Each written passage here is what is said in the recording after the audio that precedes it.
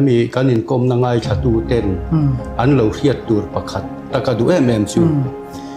Pentecost ko ran biakin le compound chunga hian juk le muam ti hi kan khapa ma se hei in nei ni khuate hianin ko ran dang nen kan in chen pol lo theilowa ko ran dang rong bol tu le upa fel tak tak kan ngai ten